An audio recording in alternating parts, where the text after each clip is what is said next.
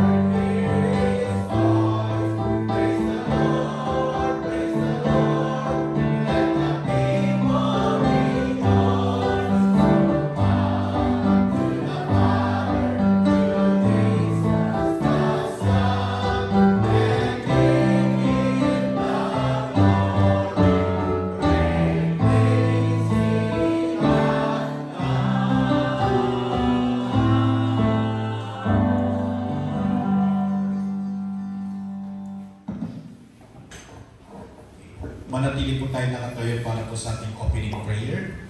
Pastor? Okay, so let's remain standing. Tayo po yung dumako sa ating bukat na panalangin. So shall we pray? Ginoong Diyos o aming Ama sa langit, kami ay sa inyo po, Lord, nagpupuri. Nagpapasalamat po muli sa bagong ito, sa pagkakataong binigay niyo po sa amin. Muli, O Diyos, upang kayo ay aming pong sambahin, O Lord, sa Espiritu at sa katotohanan, O Lord God. At Lord, salamat po sa ganitong pribileyo na niyo pong binigay po sa amin, O Lord God, sapagkat, Lord, marapat lamang namin kayo ang sambahin at kapilain sa aming mga buhay, sapagkat, Lord, kayo ang siyang pinatumulan ng lahat ng biyaya na aming pong tinatamasa sa aming pong mga buhay, O Lord God.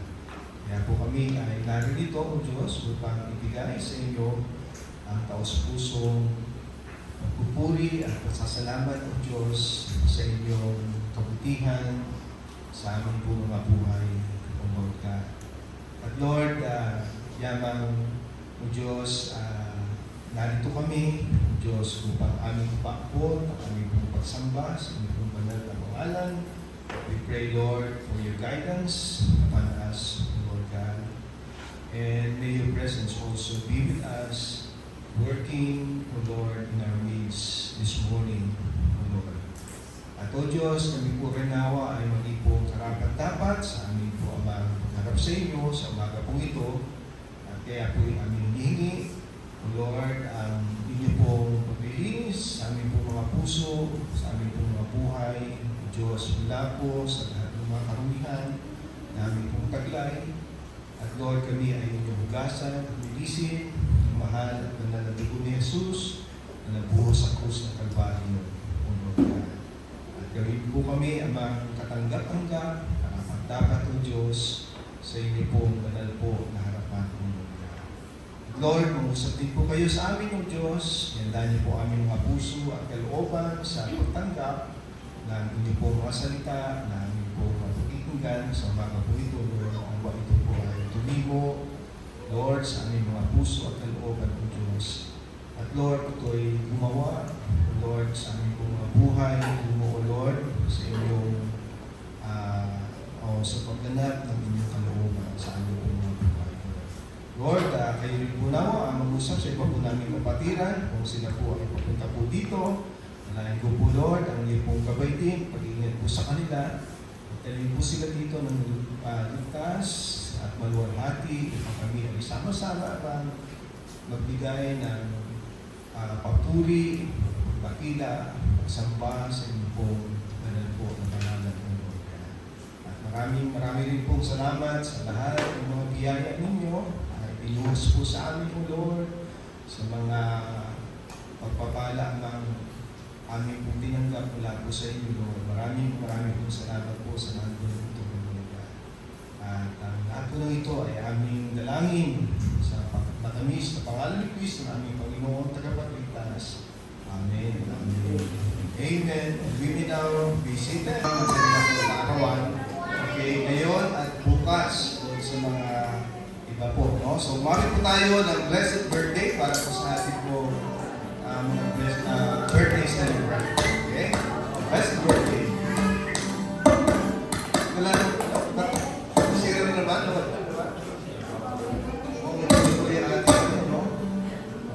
Blessed birthday.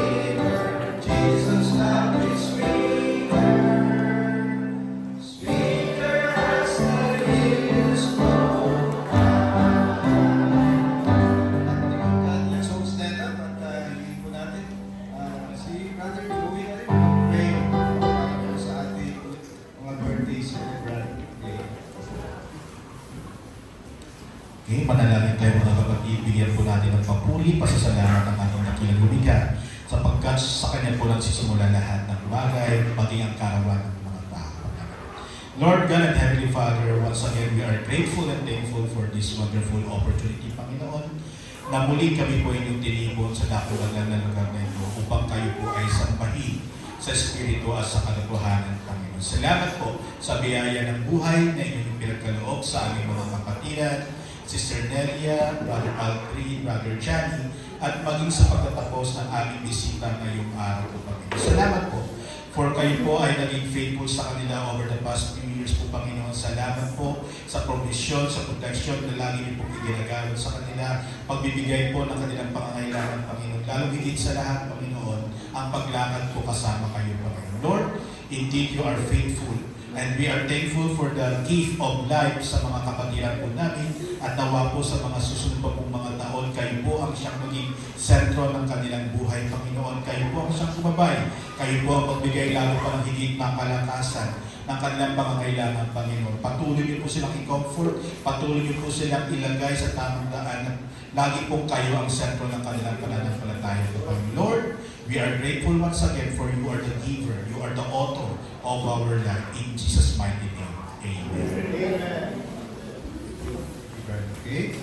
So sa ating pong pagpapatuloy ay itong araw din pong ito ay we are celebrating Happy Father's Day or Father's Day ika nga. No? So dapat po sana nung last Sunday po yun, kaso po dahil sa crowded po tayo no, ng mga gawain. No? So lalo na rin po yung ating po anniversary ay ngayon po natin i-celebrate yung Father's Day. Okay? So, kaya this time I'm expecting sana ay mas marami po yung mga fathers na kasama po natin ngayon. Pero wala po yata yung mga iba. Wala po yung mga iba. But anyway, we want to recognize the fathers, no? Yung mga ama na nandito po ngayon po umaga. Okay, so alamin po natin yung lahat ng mga ama, no, na kasama po natin this morning. No? Of course, kasama na po ako dyan. No? So pwede ko bang hilingin yung po mga fathers po natin na tumayo kanga this morning sa inyo. Okay? At purihin po ang Diyos, no? So sa matagumpay na ating pagsasagawa ng ating victory party doon sa Virginia, Casa Virginia, kahapon. Okay? So, nakakatuwa. Kahapon po, no? Yung ating ginawang celebration ng victory party po doon sa Casa Virginia. No? So, sapagkat halos kumpleto, no? Yung mga active members na nakadalo atin po doon sa victory party po na yan kahapon. Okay? At masaya po ang mga member. Amen? No, are you happy yesterday? Masaya po ba kayo kahapon? Okay. Paano hindi tayo sasaya? Bumabaha yung pagkain. No? So, bumabaha po ng pagkain po rin kahapon. Okay. So, sayang yung mga iba na hindi po nakasama. Pero kung nakasama po kayo ay talaga malululak po kayo sa dami po ng handa po kahapon. At busog na busog ang mga miyembro, no? So sa mga pagkain pinala po ng mga miyembro, no? Ng iglesia, ikara. In fact, yung ibang kain na may sobra pa nga eh. Tapos yung naiuwi po, no? At nag-enjoy din po sa paliligo kahapon, no? So lalo na yung mga kabataan, no? So sila po yung talagang halos maghapon naligo, no? So kahapon, so pero yung pa rin po, no? Kahit yung mga adults ay nag-enjoy din po. Ako nga, nag-enjoy din po ako sa paniligo, no? Okay, so kaya it was a victorious celebration ating pong ginawa, no? So at yun naman ay tamang-tama din sapagkat talagang we experience victory also during our anniversary. Amen? No? So tayo po ay pinagpala po ng Diyos sa ating pong pagse-celebrate po ng ating pong 34th anniversary last June 15. No? So that was last Saturday.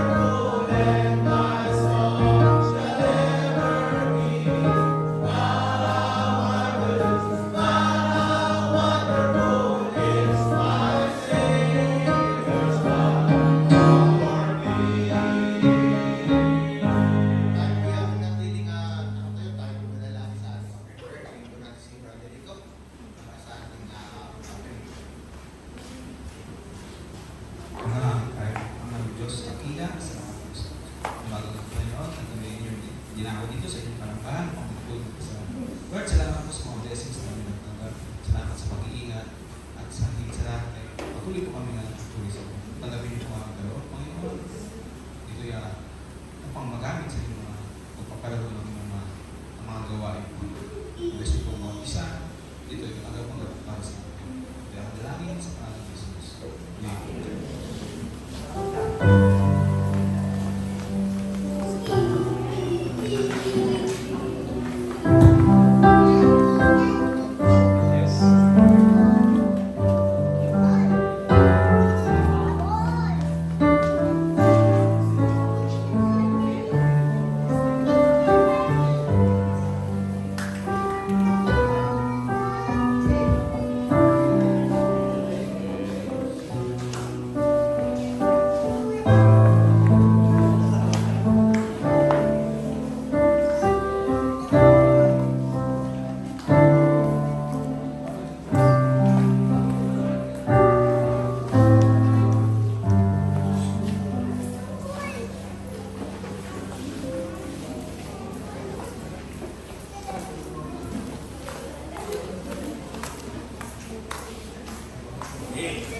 Ngayon naman po mga kapatid.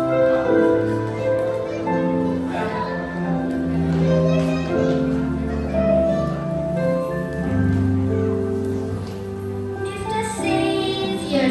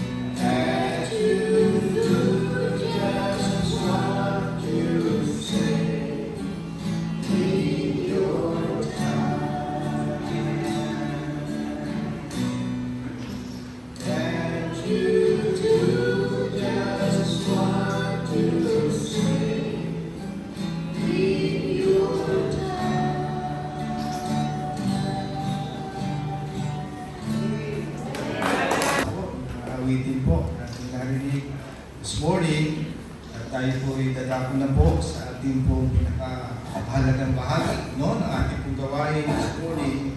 At ito po ay ang pakikinig ng salita po ng Diyos. No? Actually, I should have preached a message based on our theme, no? Sa bangko nito, na Behold, He Comes, okay? But because ngayon pong araw na ito ay we are celebrating Father's Day, kaya ako po ay naganda ng mensahe, no? Ayon din po sa araw na ito, no? Ng Father's Day, okay? So, ito ay patungkol dun sa the importance of a father in the family. Kanina po, bahagyang may turo din ni Brother Mark yung kahalagahan ng ama sa loob po ng tahanan. Okay? And that's a good message, no? At ang maganda po ay it corroborates, no, his message doon sa mensaheng ibabahagi po natin this morning, okay, about the importance of a father in the family. Okay? So, buksan po natin ang ating mga Biblia sa Ephesians chapter 6. Okay? Isang talata lang po ating babasahin at ito ay mula sa verse 4, no? Chapter 6 ng Ephesians, verse 4. Okay? And I ask everyone to stand up as we read this verse in the Bible from Ephesians chapter 6, verse 4. No? So please join me as I read this verse. Okay? And let us read it together. No? So verse 4. Okay? Mga wala pong Biblia, no, na hawak, wala ay you can also read, no, sa ating pong screen. No? So Ephesians chapter 6, verse 4. Okay, ready? Read. And ye fathers, provoke not your children to wrath, but bring them up in the nurture and admonition of the Lord. So shall we pray at ating manalangin, Lord God, we are thankful for this morning that you have given to us to worship your name, to glorify your name, O Lord God, in our needs. And thank you also for this opportunity that once again we can listen to your words and learn from your words, O Lord, and be blessed, O Lord, from the words that we will hear this morning. I pray for your guidance upon your servant as he preach your word, your people this morning. Give them, Lord, a listening ear, Lord, and also a receptive heart to receive your word in their lives, in their hearts, O Lord.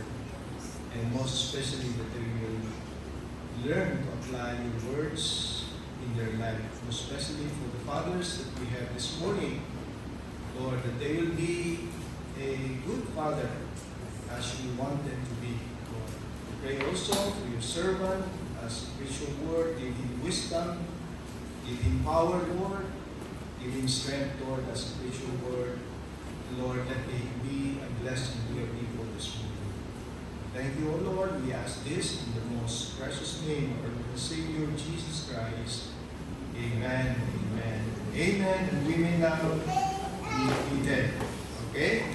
So tayo po magsipo. Meron pong isang ama ng 5 anak na lalaki. Nanalo po ng laruan, sa isang raffle contest. At nung siya po ay uwi doon sa kanya pong bahay o sa kanya pong tahanan, ay tinawag niya po yung kanya pong mga anak. Okay? At sinabi niya nga po na siya'y nanalo ng magandang laruan. At tinanong niya po yung kanya pong mga anak, okay, kung sino yung karapat-dapat na tumanggap ng laruan po na yun. Okay? So, sa tanong niya, sino ba yung pinakamasunurin? No? At At sino yung hindi sumasagot doon sa kanyang nanay? At ginaganap yung lahat ng kanyang iniuutos. Bigla pong sumagot yung mga anak ng sabay-sabay. Sabi niya, Dad, kayo yun. Sabi niya, Dad, kayo yun. Kaya sa inyo na po yung laruan. Kasi siya yung pinakamasunurin. Masunurin siya dun sa kanyang asawa. Machunurin, sabi nga. No? Okay, so, ngayong araw po na ito ay we are celebrating Father's Day. Okay? And it's a week after the usual Father's Day celebration. No? Kasi, inuwi po natin sa date na ito dahil nga po sa crowded po tayo ng activities nung last Sunday. Kaya ngayon po natin ito inuwi. Pero gusto pa rin po natin i-celebrate yung ating Father's Day to honor the fathers in our church at lahat din po ng mga ama na kasama po natin ngayon, mga bisita po kasama po natin ngayon. Salamat naman po sa Panginoon. Meron po tayo ilan ng mga bisita, fathers, sa ating gawain po this morning. Okay. So, kaya natin ginagawa ito ay sapagkat gusto nating bigyan ng parangal ang mga ama ng bawat tahanan o ng bawat pamilya sapagkat sila po'y gumaganap ng napakahalagang tungkulin sa loob po ng tahanan. Okay? Parang katulad din po ng mga mothers. So, kung ang mother ay mahalaga sa isang pamilya o isang tahanan, ay higit na mas mahalaga ang mga ama sa loob ng pamilya. Okay?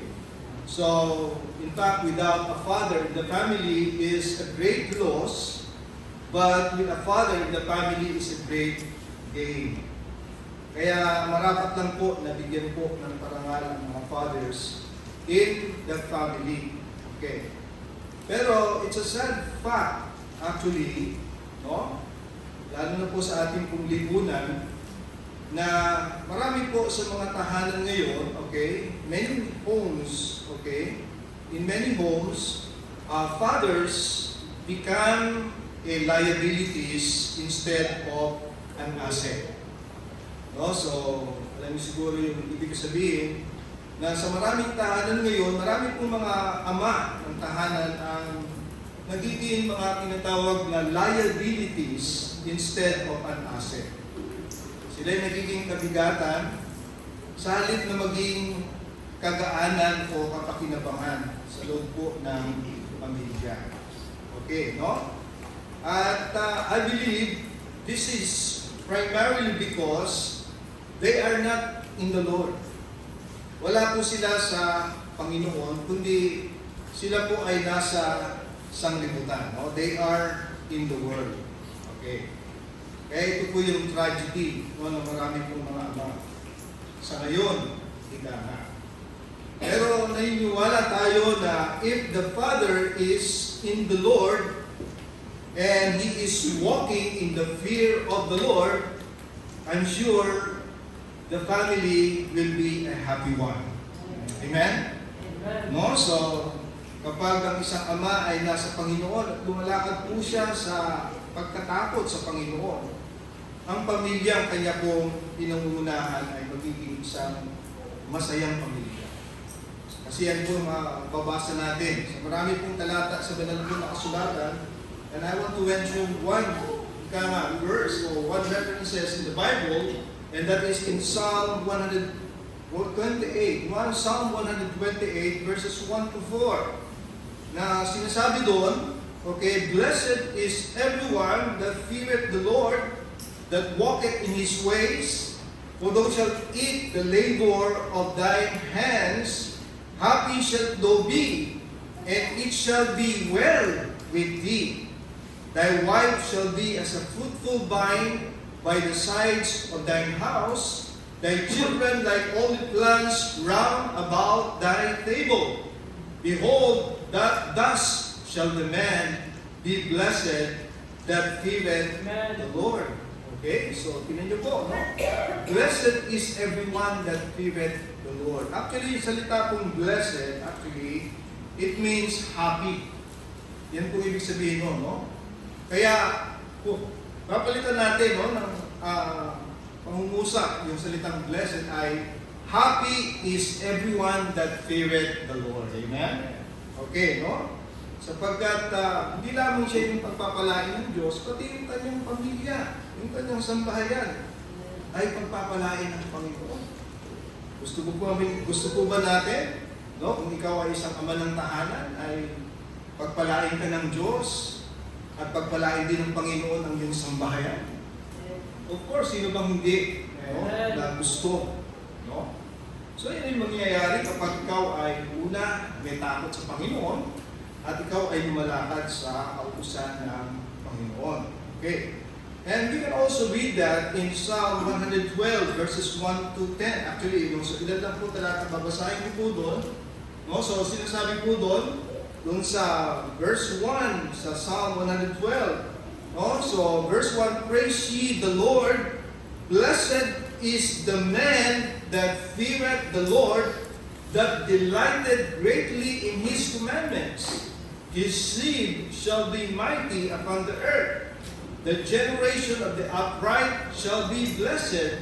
Wealth and riches shall be in his house, and in his righteousness endureth, or his righteousness endureth forever. Okay, so maliwanag sa mga talatang ito na ang pagpapala ng Diyos ay sumasa isang lalaki o kaya sa isang ama ng tahanan na mayroong totoong takot sa Panginoon. Okay.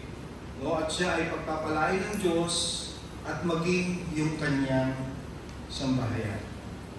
Kaya nga, ngayong umaga, I would like to preach on the importance of a family or of a father in the family.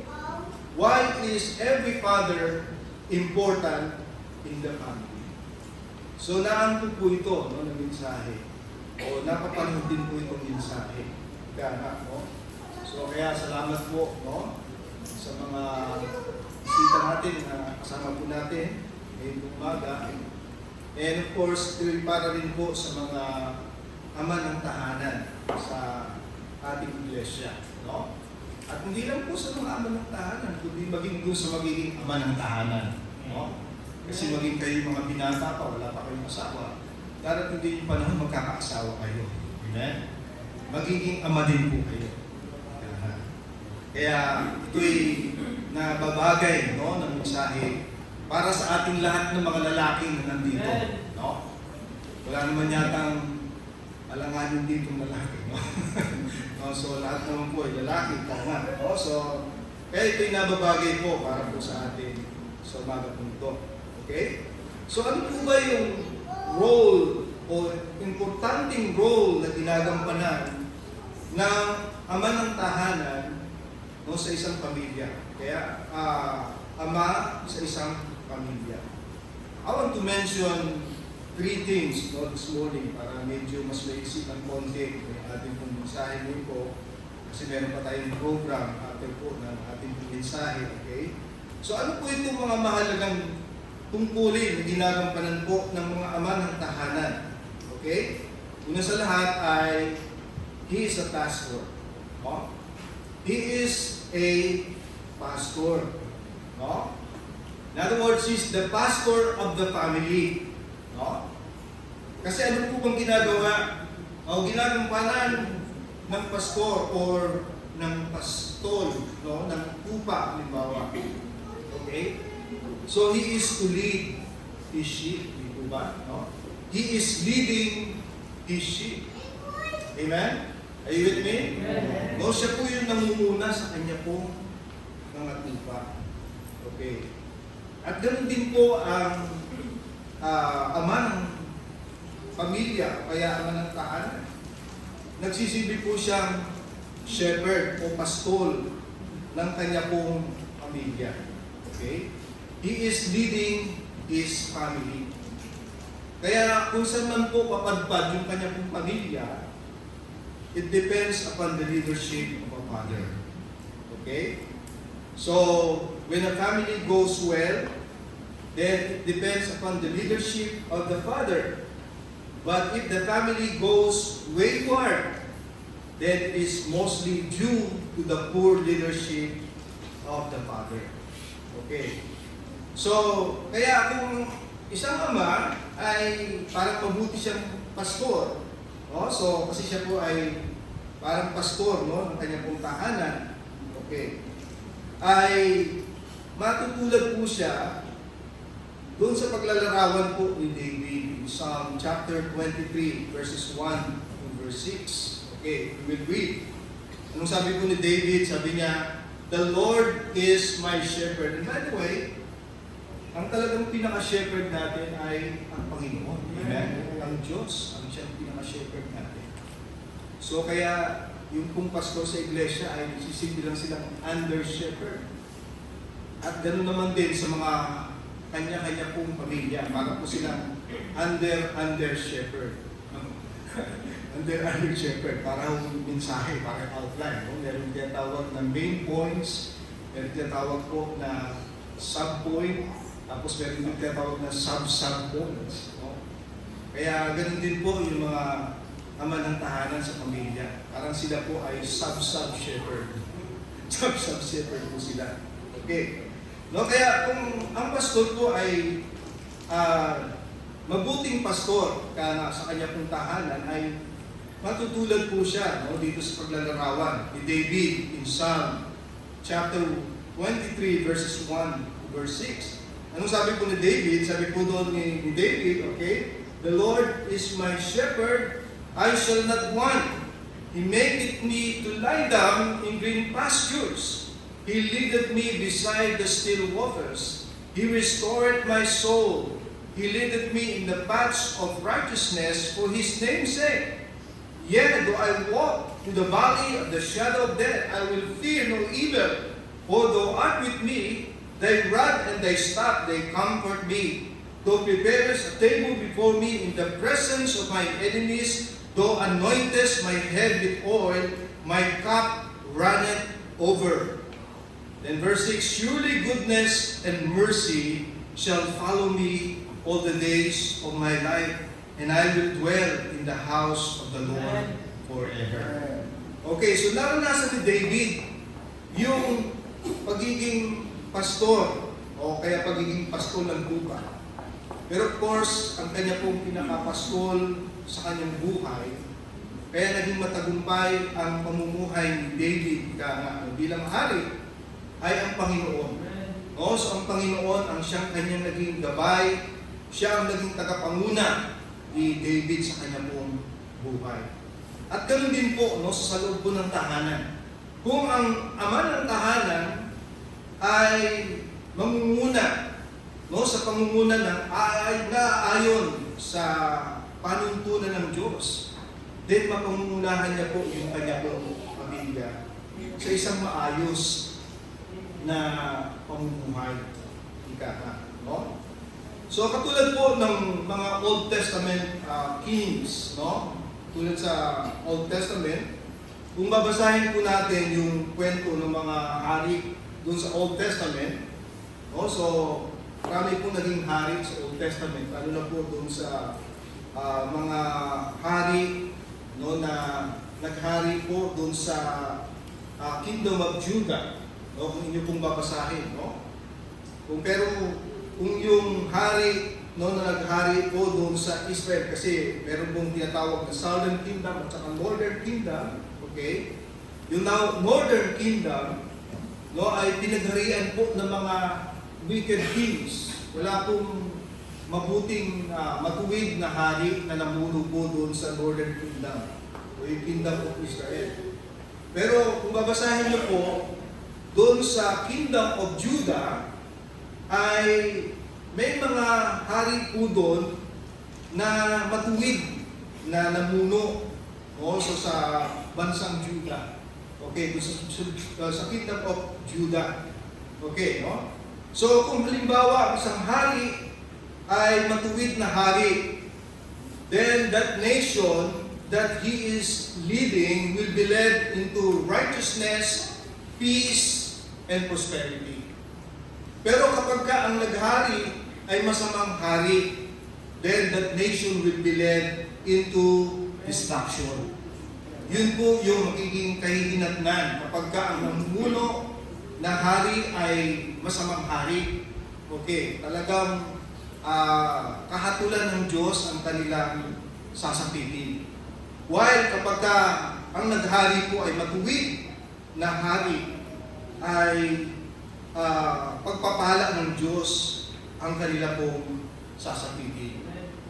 At ganoon din po sa isang pastor, tulad din po sa pastor ng iglesia, no?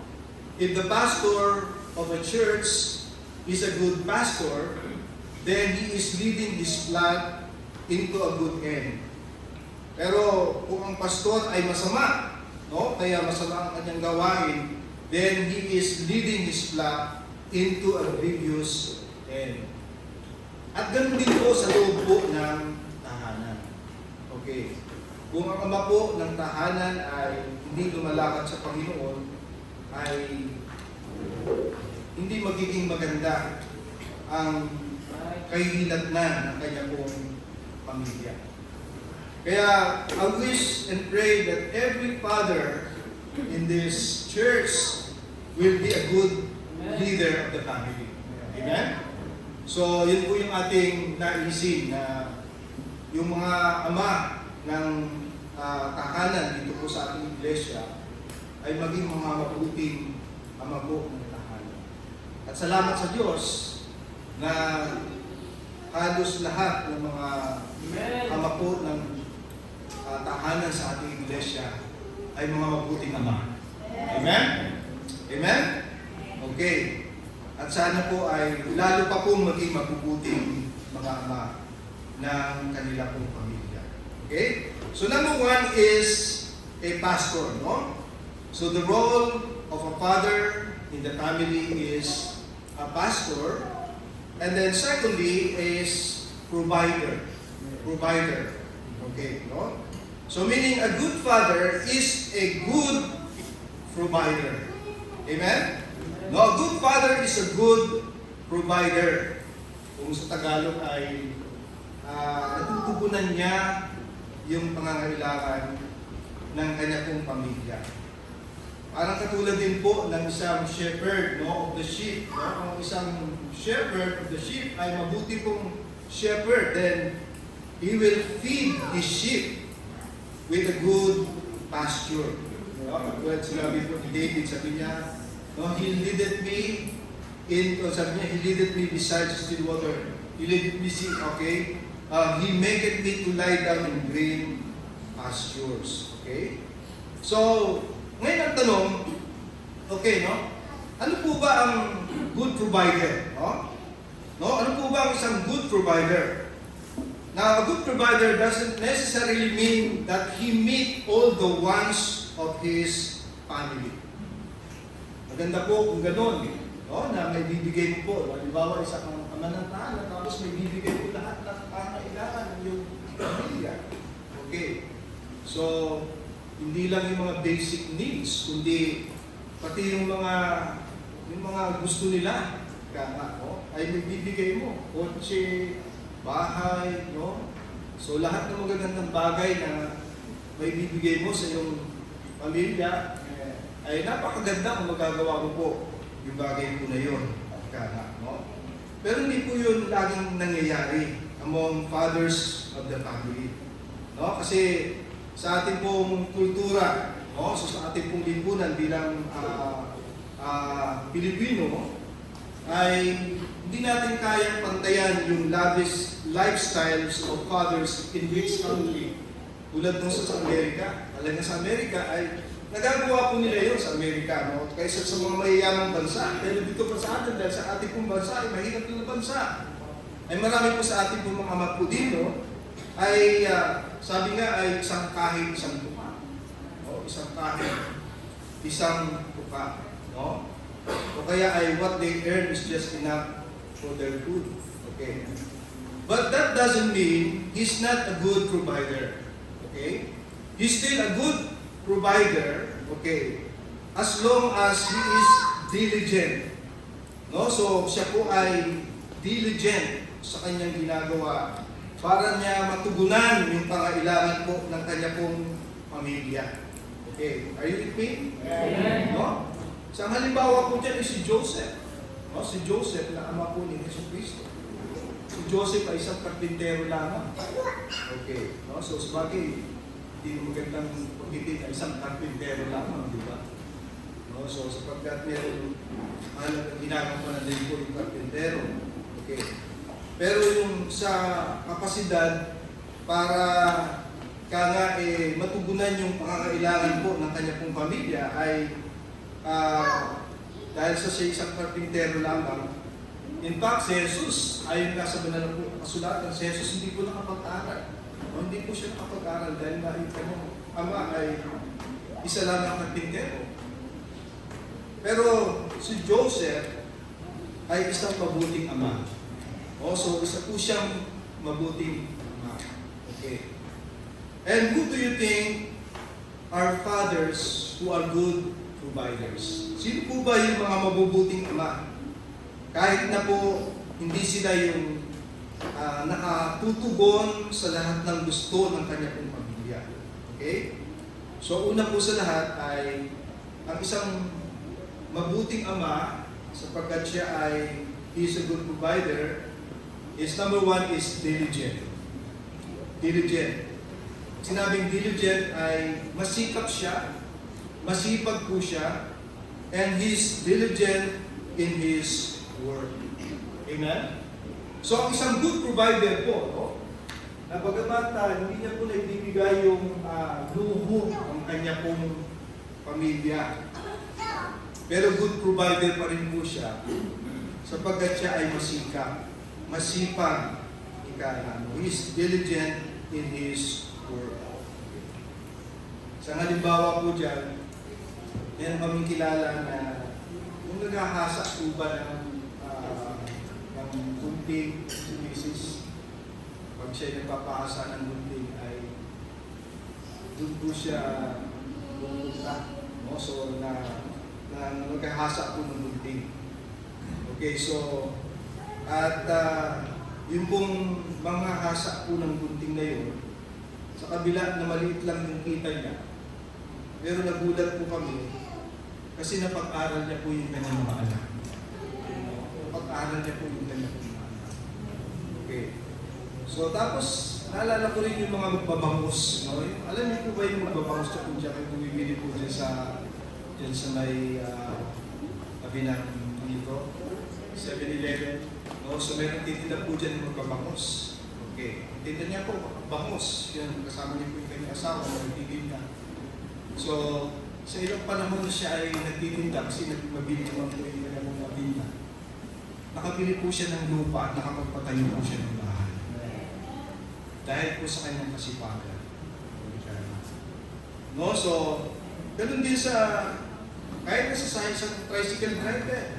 No? Meron nga po ang balitaan na yung tricycle driver nakapagpatapos din po ng kanyang anak. Kaya, nung nakatapos na yung kanilang anak, naging professional na po, binilihan siya ng kotse. No? Binilihan mo siya ng kotse. So, sa kanilang tuwa din, sa kanilang atay. Kaya, ang susi po doon ay yung kasipagan. Amen? Kung ang isang ama ay masipag, no, sa kanyang trabaho, abay, iaangat ka rin po ng Panginoon palang araw. Kasi yun po napakahalaga sa isang ama din, no, masipag. No? At ganoon din po sa mga, kahit na sa mga mga barbers, no? Sa mga nangugupit, katulad nila, no? Brother Ken.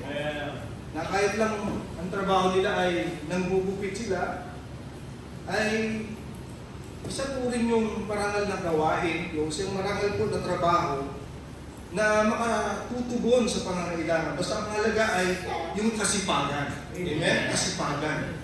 Okay. So, and it's a tragedy if you are a sluggard or not doing your best to provide for your family. Lalo-lalo na kung isang mananampalataya kay Kristo. No? So hindi ka nagsisikap para yung matugunan mo yung pangangailangan ng iyong anak. Okay. Alam niyo sabi ng Biblia in 1 Timothy chapter 5 verse 8, kung ating babasahin, sabi po doon, "But if any provide not for his own, and especially for those of his own house, he hath denied the faith and is worse than an infidel."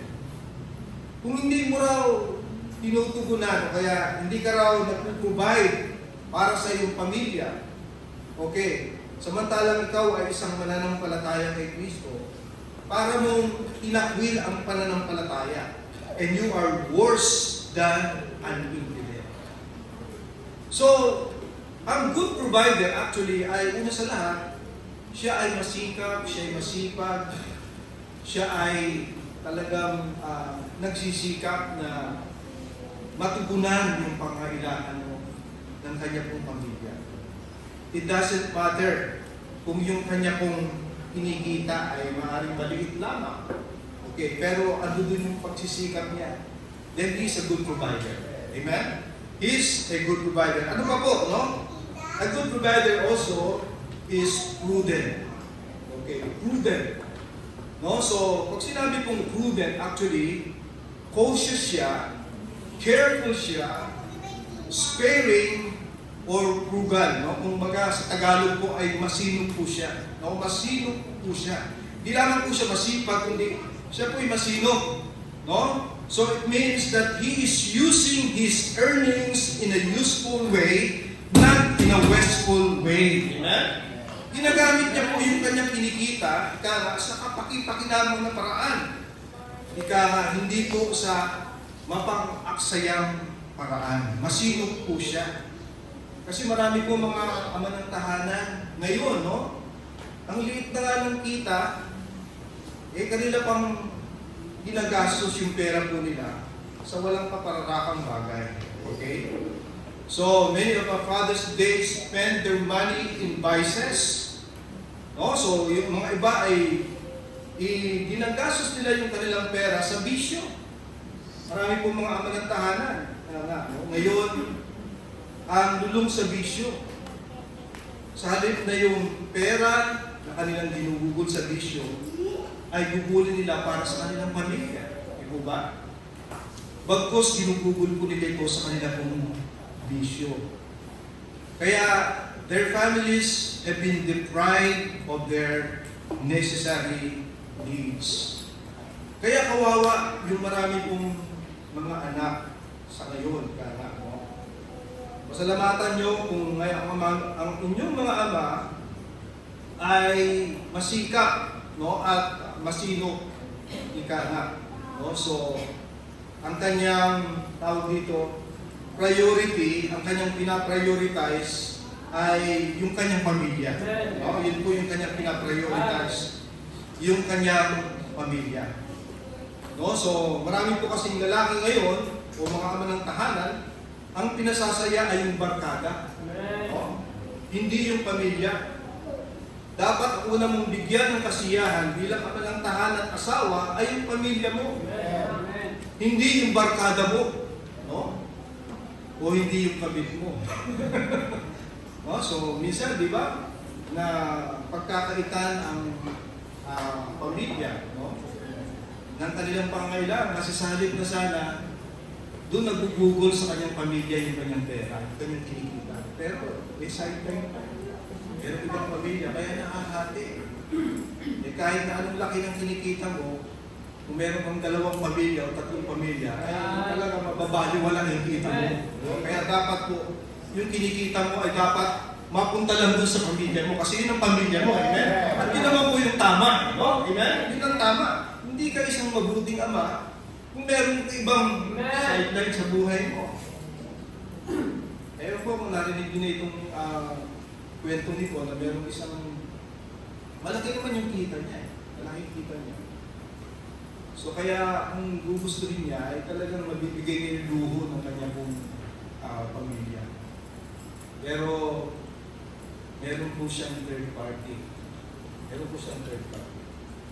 Kaya nung naging magulo, broken yung kanya pong family, ang kanyang testimony, sabi niya, I am a good father. Sabi niya. But I'm not a good husband.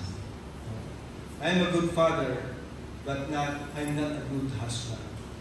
Kaya nawasak din yung kanyang pamilya. So sana hindi po maging ganun ang kahinatnan ng ating buhay bilang ama o bilang pamilya, kundi bagkos ay maging maayos kahit na mahirap ang buhay. Amen? Kahit na mahirap ang buhay. No? Kahit na mahirap ang buhay, kahit hindi tayo masyadong sagana sa marami pong bagay, basta mahalaga. Ika nga, intact ka sa iyong pamilya. Amen? Wala kang ibang sideline sa buhay mo. Hindi dapat ay nakatuon lang sa pamilya mo. No? So kung sana ganun ang marami pong mga pamilya ngayon, marami pong mga ama ngayon, ay marami pong pamilyang masaya. Pero marami pong pamilya ngayon ang wasak, no? At naghihinagpis because the father is not walking according to God's will sa kanilang pamilya. Okay. So good provider po siya. Good provider po siya. At hindi lamang po good provider, kundi he is a protector. No? He is a protector to his family. Okay? He is a protector to his family. He is like a good shepherd protecting his sheep from wolves or other wild animals. Diba ganyan po gawain po rin ng mga pasto ng tupa, kaya no? Na isa po sa kanyang gawain ay protektahan niya po yung kanya pong mga tupa na pinangangalagaan. Okay. So pag mayroong mga wolves na darating, no? O banta ng wolves, ay andun po siya upang protektahan yung kanya pong wolves. Yung kanya pong sheep. Yung kanya pong sheep. Okay, no? So, nawalang tupa na malalapa ng mga wolves. Ika na, no? So, ganun din po sa loob ng pamilya. No? Na isang ama ang siyang pangunahin, di ba? Nalamig dati kanina. Para siyang security ng kanya pong pamilya. Amen? So we as fathers must become a security. No? Hindi security guard. So, security ng ating pong pamilya. No? So he must protect his children from those things that may harm his family. Ika nga, no?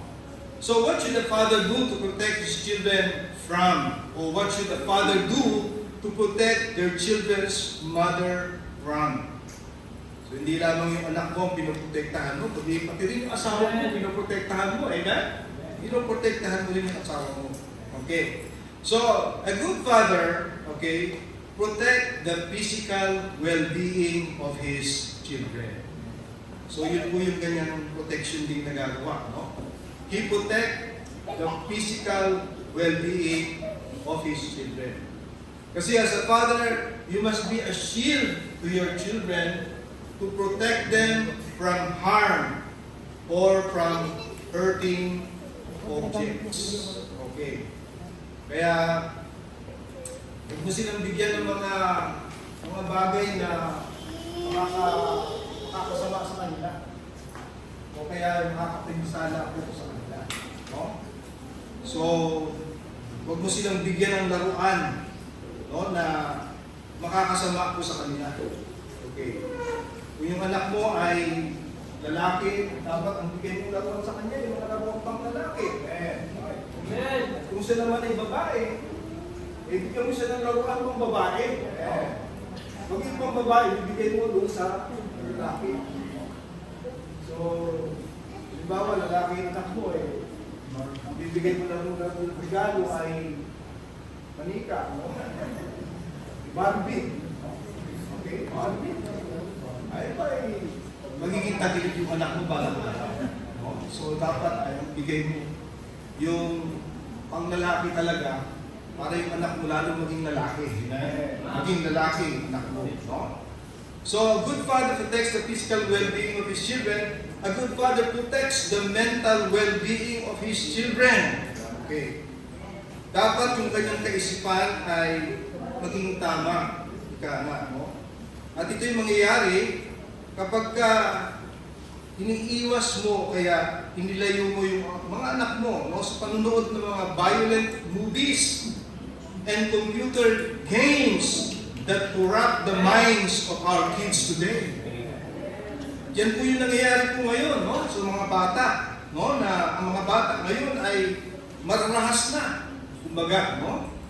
Sapagkat ang kanilang napapanood ay yung mga mararahas na mga panoorin at maging mga marahas na mga laro doon sa computer games. So computer games corrupt the minds of our kids today. Kaya dapat iwas natin yung ating mga anak doon sa mga panoorin mo na yun. Kasi kung ano yung napapanood mo, nagkakaroon po yan ng impluensya sa buhay mo. Are you with me? Nagkakaroon po yan ng impluensya sa buhay po natin. Kaya dapat ay yung mga anak natin, maiiwas natin doon sa mga bagay na nakakakurap ng kanilang kaisipan, no? At nag-uugali, kumbaga, no? So, a good father also protects the social well-being of his children. Okay. So, ibig sabihin, alamin mo rin kung sino yung mga sinasamahan ng anak mo. Alamin mo kung sino yung sinasamahan ng mga anak mo. Kung yung mga sinasamahan ba ng mga anak mo ay mga masasamang tao, abay, that will also influence their lives. No? Makaka-influensya po sila, no, sa inyo po mga anak. Okay, no? So, he will not allow his child to go with wicked children. Those cursing, vicious, violent children, and teach them to choose the right people as their friends and companions. Kung ang anak mo ay lalaki, at nalaman mo na nakikipagbarkada po siya sa bakla, pagalitan mo siya. Huwag po siya dapat makipagbarkada sa bakla. Kasi bandang huli, kahit na gano'n siya kagwapo, no, magiging tagilid po siya. Dapat ay ilayo po siya sa Lord. At gano'n din po sa babae, no? Kung ang anak mo ay babae, huwag mo siyang hayaan makipagbarkada sa mga tomboy. Sapagkat di mo siya, alam niyo ba, ito subo ko na, nakita ko na po ito. So nakita ko na po ito, no? Na palibasa ang bakla, masama yung gawain kung kasi masama yung pagiging bakla. Nalibig mo yun? Masama na yung pagiging bakla. Masama rin yung mga gawain ng bakla. Ganun din sa tomboy. No? So masama ang pagiging tomboy at kaya pati yung gawain ng mga tomboy masama rin. Kaya dapat lang po natin iwas sila doon sa ganung turi ng mga kaibigan o barkada. Okay? At ang ama ang siyang may pangunahing tungkulin po dyan. Amen? Are you with me? Yung ama ang siyang may pangunahing tungkulin po dyan. Okay? So once he senses that his child is going with wrong crowds, then he will warn his child and advise them to stay away from them. Okay? And then another thing, a good father protects the emotional well-being of his children. Meaning he will not cause his children to have grievances against him. No, so hindi niya po ahayaan na yung anak niya magkaroon ng sama ng loob sa kanya. Alam niyo ba maraming anak ngayon na masama ang loob sa kanilang mga ama? No, so masama ang kanilang loob sa kanilang mga ama.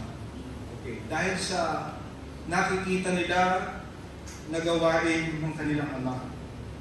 Kaya nga sabi ng Bible, no, sa Ephesians chapter 6 verse 4, di ba sabi ng Ephesians chapter 6 verse 4, and you, fathers, provoke not your children to wrath, but bring them up in the nurture and admonition of the Lord. No? So kung sa Tagalog ay, huwag ninyong pukawin ang inyong anak sa pagkagalit. Kasi talagang there is tendency na mapukaw mo ang iyong anak sa pagkagalit o pagkamuhi sa iyo bilang ama. Kahit na ikaw ay ama, pero namumuhi sa iyo kasi nakikita ng mga anak mo yung hindi magandang ginagawa mo. Halimbawa, yung masamang pakikituko mo sa asawa mo. Bawa, imbis na mahalin mo yung asawa mo, binubugbog mo yung asawa mo. Diba sabi nga ng Bible, husband, love your wives, even as Christ loved the church. Nangyari po yan sa pamilya ko rin, sa sa father ko at sa mother ko kasi nakikita ng mga kapatid ko, kahit ako nakikita ko po, kung gaano bubugin ng father ko yung mother ko. So pag nag-away sila, talagang matatapos yung away nila, niblakay na yung anak, yung mama ko. So yun ngayon ang nag-create ng grievances dun sa puso ng kapatid kong babae. Kaya nangyari po doon ay nag-aktivista po siya. Nag-rebelde po siya, lumayas po siya, nag-aktivista po siya. Okay. At sumama po siya sa mga rally. Nakasama pa nga po sa rally. Sinama pa ako sa rally. Ano pa lang ako noon, parang high school lang din po ako noon. Sinama po niya sa rally. Tapos hindi ba nagkaroon din ng yung mga riot pa, no? Nagkaroon ng riot pagka halimbawa, nagsalpukan ng mga pulis at yung mga aktivista, yun, nagkakaroon ng riot. So, kitang-kita ko yung mga putukan, yung mga wall tumbang, mga pillbox. No?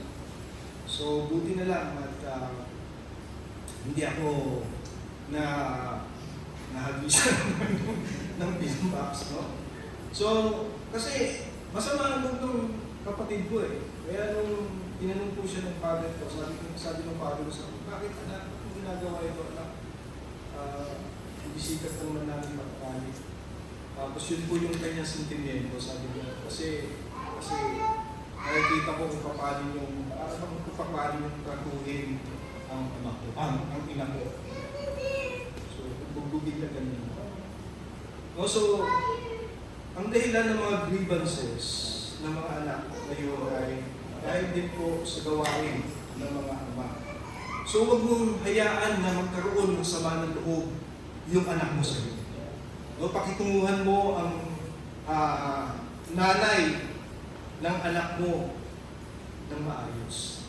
No, ng maganda. Mahalin mo ang kanyang nanay at mamahalin ka rin ng iyong mga anak. Tingnan nyo, mahal po ako ng mga anak ko. Kasi mahal ko rin po yung nanay nila. Hindi ko po natapuan ng isampal yung aking babae. So, hindi ko po nilakaran yung yapak ng aking father. Kung magbubugin father ko, pero hindi ko po yung nilakaran. So, ganun din po sa isang ama na ang isang ama ay mahalin ang kanyang may bahay at of course, maging ang kanyang mga anak. Okay? A good father protects the emotional well-being of his children. And there are children today who has grievances against their father because of what the father are doing. Their maltreatment against them, their mother, so it creates grievances in their hearts against their father. Nung ako'y umattend po doon sa Baptist Philippines Conference doon sa Laguna, doon sa Christian Bible Baptist Church. So nagkaroon po kasi ng question and answer portion yung pastor at ang mga sasagot ay yung mga bisitang pastor. Meron po isang pastor doon na tumayo at tanong siya, Pastor, ano bang gagawin ko, sabi niya, dun sa anak ko. Pastor po siya, no? Pero yung anak po niya ay nagbiberde, no, laban sa kanya. Kasi nung nakita niya po yung anak niya, siguro nakita niya po anak niya na hindi kumalakad po sa camera, sinutan niya po at pinagsabihan niya at sabi sa kanya, anak, kung hindi tayo magkakasundo sa bahay na ito, sabi niya, lumayas ka sa bahay. Kaya ang nangyari po dun sa anak ay talagang lumayas po siya. Lumayas po siya. No? So, at tapos, ang hirap niya na rin pabalikin yung anak niya na sa kanya. Talagang nag-rebelde na po. At sabi po ng pastor na nagbigay po ng payo sa kanya. Sabi sa kanya, Brad, sabi sa kanya, dapat hindi kayo umabot sa ganun. So, meron naman siguro marami na hindi aabot sa ganun. Yung attitude ng anak mo. Siguro kung napakitunguhan mo na maayos yung anak mo ay hindi ganun magiging attitude. Okay? So a good father protects the emotional well-being of his children. A good father protects the spiritual well-being of his children. Ito po yung pinakamahalaga, no? A good father protects the spiritual well-being of his children. At ang unang-una po niya magagawa po, para po magawa niya po yun, he must teach his children the Word of God. Amen? He must teach his children the Word of God. Kaya ang sabi doon sa kasunod na statement, sabi doon, but bring them up in the nurture and admonition of the Lord. Turuan mo sila. Ika nga, no? Itong hindi alam na marami pong mga magulang ngayon. No? Akala nila, yung mga anak nila ay magiging well-behaved kapag sila ay pinag-aral nila, no? Sa mga exclusive school, no? Kung saan sila tuturuan ng kanilang mga teacher. Akala nila doon po magiging behave yung mga anak nila. Hindi nila alam na ang pwedeng maging magpaayos o para ang kanilang anak ay maging maayos ay yung salita ng Diyos. Yun po ang higit sa lahat na magpapaayos at magpapatino ng kanilang anak, yung salita po ng Diyos. Kasi sabi nga ng Bible, the Word of God is quick and powerful. Ang salita ng Diyos ay makapangyarihan. At kaya niyang baguhin o kaya kaya niyang basagin kahit na isang matigas, no, na puso, kaya niya pong basagin. Kaya i-expose mo siya sa salita ng Diyos. Turuan mo po siya ng salita po ng Diyos. Kaya sabi, bring them up in the nurture and admonition of the Lord. Okay. And Deuteronomy chapter 6 verse 4 to 9, we can read also. Sabi doon, hear, O Israel, the Lord our God is one Lord, and thou shalt love the Lord thy God with all thine heart, and with all thy soul, and with all thy might. And these words which I commanded this day shall be in thine heart, and thou shalt teach them. Oh, look at this. Thou shalt teach them diligently unto thy children, and shall talk of them when thou sittest in thine house, and when thou walkest by the way, and when thou liest down, and when thou risest up, and thou shalt bind them for a sign upon thine hand, and they shall be as frontlets between thine eyes, and thou shalt write them upon the posts of thine house and on thy gates. So maliwanag na ito, no, na ito itinuro, no, maging doon sa Old Testament. Okay, no, na turuan natin yung ating pong mga anak ng salita po ng Diyos. Okay? Para sila ay mahubog, ika nga, ayon sa panuntunan ng Panginoon, no, sa kanilang mga buhay. Okay? So teach your children the Word of God. And then, of course, hindi sapat po yung pagtuturo. Okay? Kailangan din po natin silang i-correct. No? He corrects his children. Kasi talagang natural naman sa mga bata yung maging pasaway. No? Natural po sa mga bata yung maging pasaway. Okay. At naiintindihan ko yung mga magulang kung ating mga anak nagiging mga pasaway. Dahil ako din po, pasaway din po ako ng mga araw. Ako din po yung pasaway. Pati mga kapatid ko, mga pasaway din po sila. Talagang, sabi nga ng Bible, talagang ano yan sa puso ng mga bata. No? Talagang natulad po ito sa mga bata. Ika nga.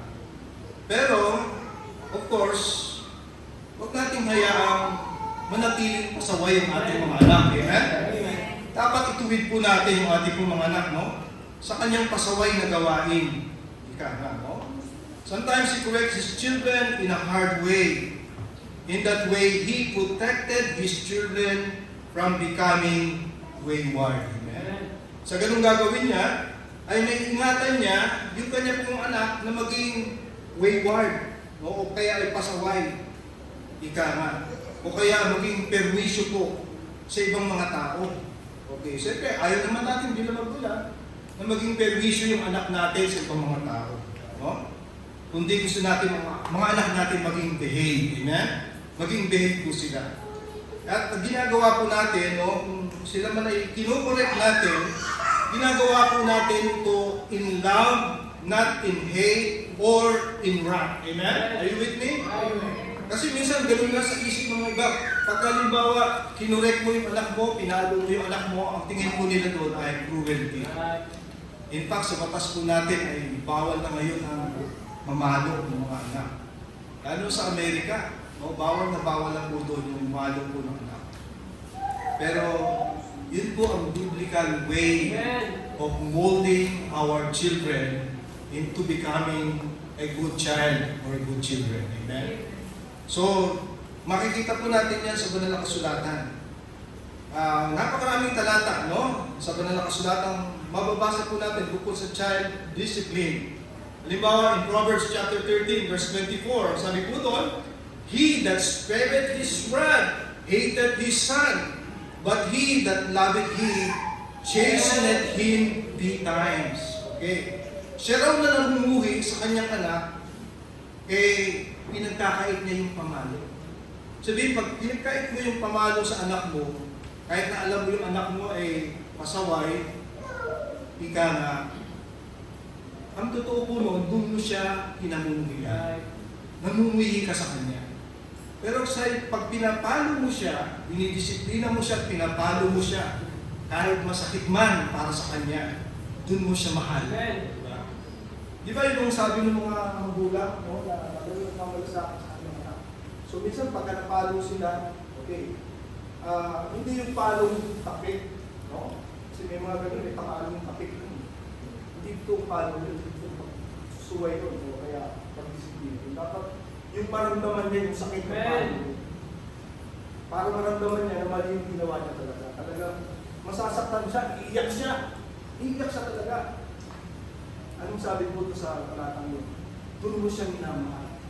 At kung minsan yung mga gulo sasabi, anak, bakit ka pinalo? Ginagawa po namin yan ng mga malilito, yung mga anak namin. Pagkatapos namin silang paluin, kaya sila kahit mga babae sila, napapaluin namin sila. Pero pagkatapos namin paluin sila, sasabihin namin, anak, bakit namin ginawa yan sa iyo? Kasi mali yung ginawa. At ayaw namin daw ay makasama. At ganun dapat ang mga magulang. No? We are correcting our children in their wrongdoing. Huwag nating palagpasin yung kanilang mga maling gawain. Ika nga. Sabi rin ng Proverbs chapter 29 verse 17, "Correct thy son, and he shall give thee rest. Yet he shall give delight unto thy soul." Amen? No? So balang araw, no? Kahit na nasasaktan natin po siya, darating ang panahon kapag siya ay natuto doon sa ating pagtutuwid. Ano sabi ito? "He shall give delight unto thy soul." Magiging katutuan mo yung anak mo balang araw. No?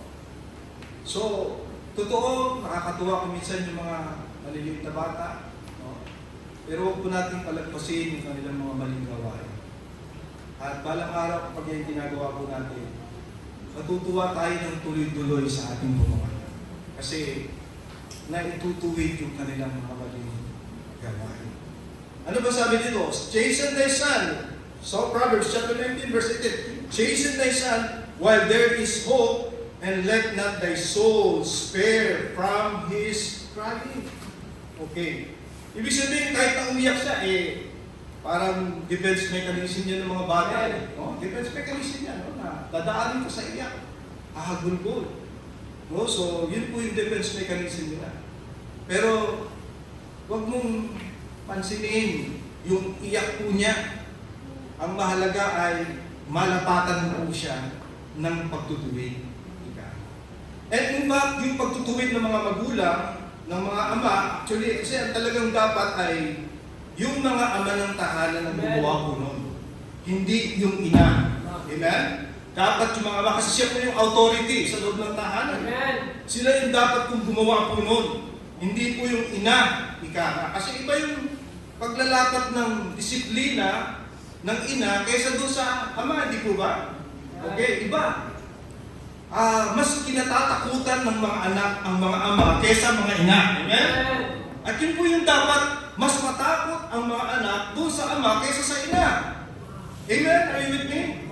No? So, Alam niyo po ba, ginagawa po ito din ng Diyos sa atin, ng mga anak po niya, na tayo ay Kanya pong dinidisiplina. Anong sabi po ng Hebrews chapter 12, verse 5 to 11? Ang sabi doon, you have forgotten the exhortation which speaketh unto you as unto children. My son, despise not thou the chastening of the Lord, nor faint when thou art rebuked of him, for whom the Lord loveth, he chasteneth, and scourgeth every son whom he receiveth. If you endure chastening, God dealeth with you as with son. For what son is he of whom the Father chasteneth not? Now no chastening for the present seemeth to be joyous, but grievous. Nevertheless, afterward, pakinggan po ninyo, no chastening for the present seemeth to be joyous, but grievous. Nevertheless, afterward, it yielded the peaceable fruit of righteousness unto them which are exercised thereby. Yun po yung maganda yung ibubunga nun doon sa ating mga anak.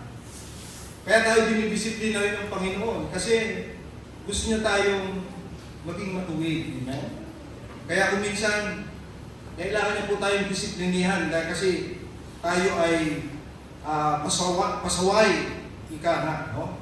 O matigas tayo, matigas ang ating ulo, at ang ating pa rin kagustuhan ang siyang masusunod. Bagamat alam ng Diyos na mapapasama po tayo, kaya dinidisiplina po tayo ng Panginoon.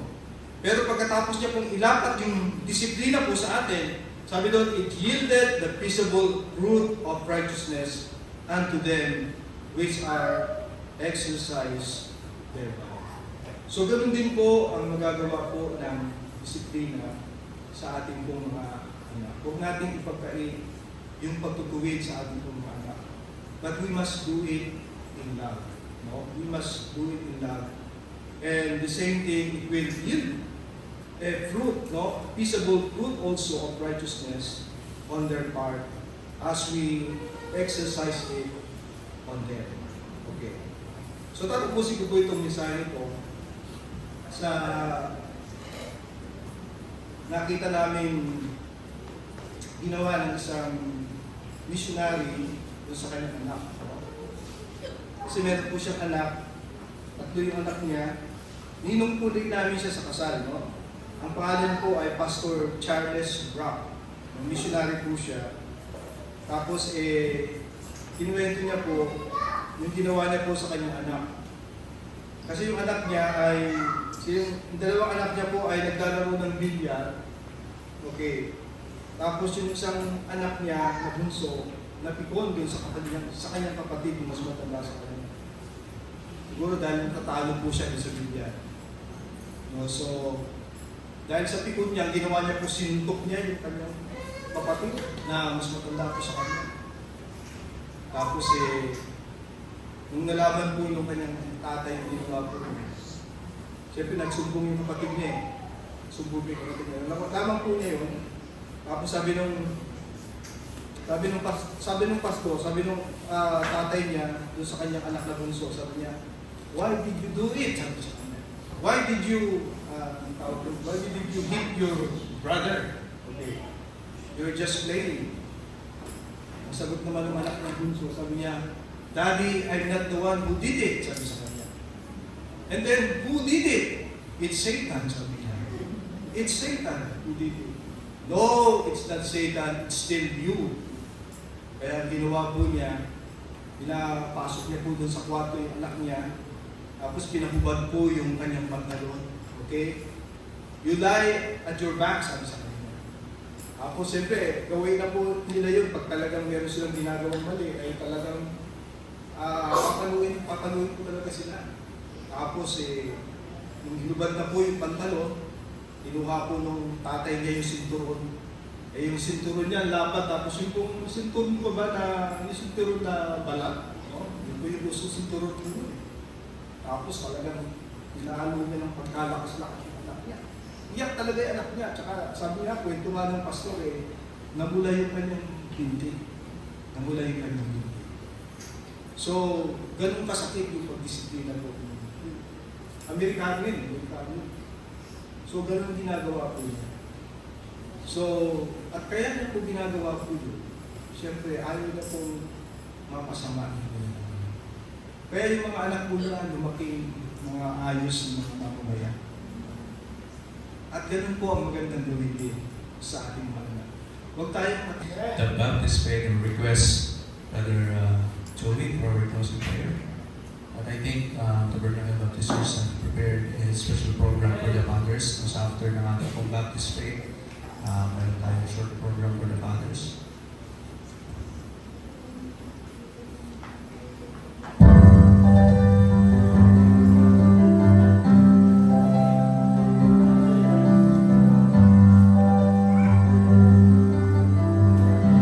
All together, we'll sing.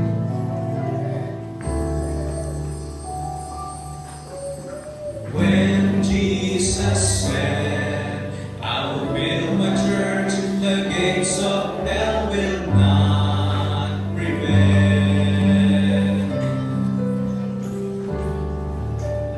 He fulfilled his promise, and the prophecy had never failed.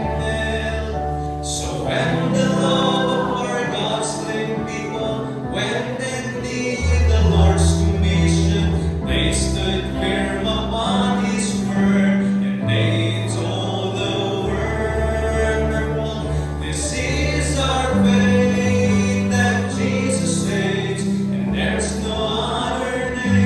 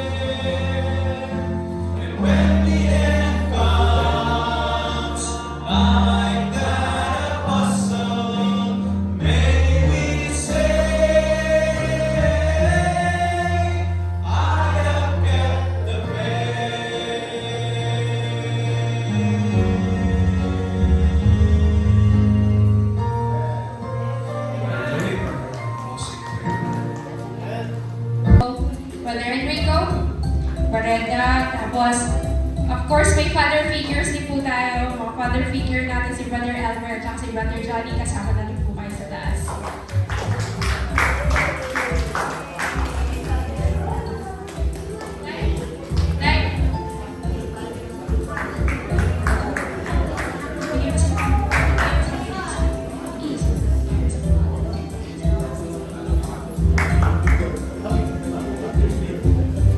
Yan. Hinanda po yan ng TBC para sa inyo. Sana po magustuhan ninyo.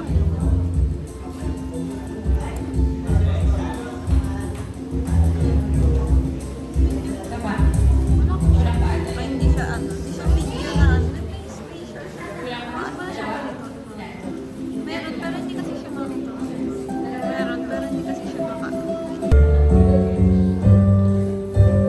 Daddy, Daddy, let me say I love you in every way. I love you for all you do. I wanna do for you. Daddy, Daddy, let me say have a happy Father's Day. Daddy, Daddy, let me say I love you in every way. I love you wherever you do. I love you wherever you do. Daddy, Daddy, let me say I love you Father's Day. Happy Father's Day.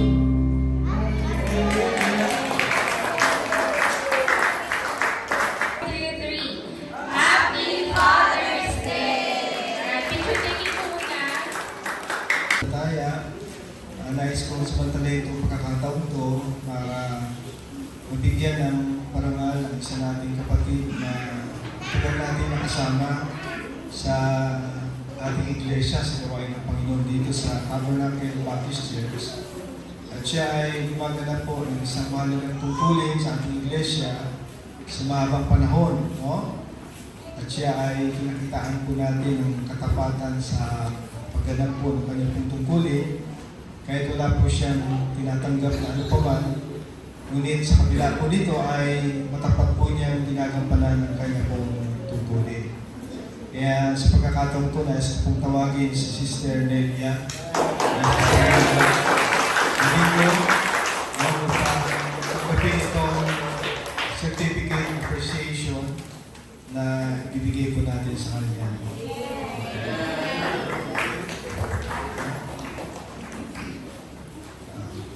May ganon. Amen. So, nung sana itong nung sana itong anniversary, kaya lang baka mahihain po Sister Nelia. Amen. So, congratulations sis, and thank you for your service. Okay, babasahin ko lang po itong nialaman ko itong certificate.